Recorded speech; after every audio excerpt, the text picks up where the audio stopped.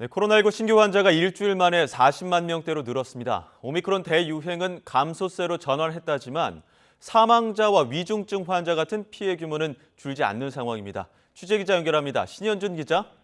네, 신현주입니다. 네, 일단 자세한 코로나19 신규 환자 현황부터 전해주시죠. 네, 오늘 0시 기준 신규 환자는 42만 4,641명입니다.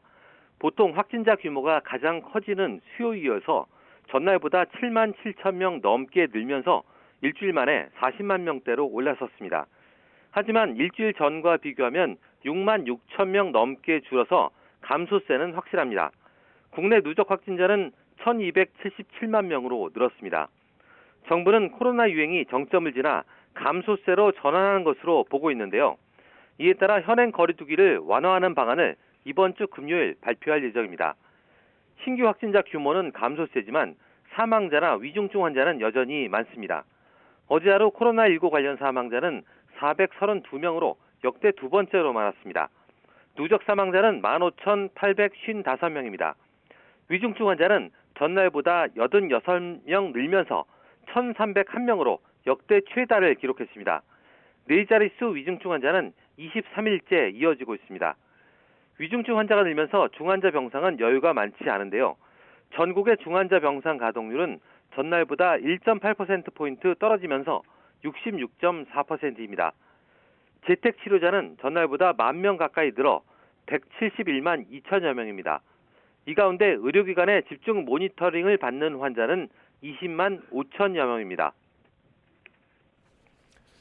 네, 오늘 중대본 회의에서 방역 성과를 폄하해서는 안 된다 이런 말도 나왔는데 어떤 배경에서 나온 겁니까?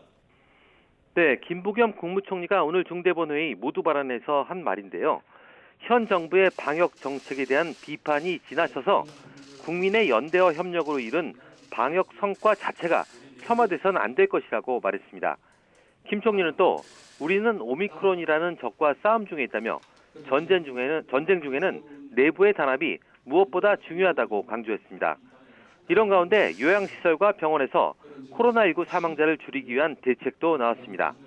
먼저 요양병원에서 확진된 뒤 중증으로 악화한 환자는 한 라인을 통해 중증 전담 병상으로 신속하게 전원하고 요양시설에 65살 이상 확진자는 경증이라도 적극적으로 병상을 배정하기로 했습니다.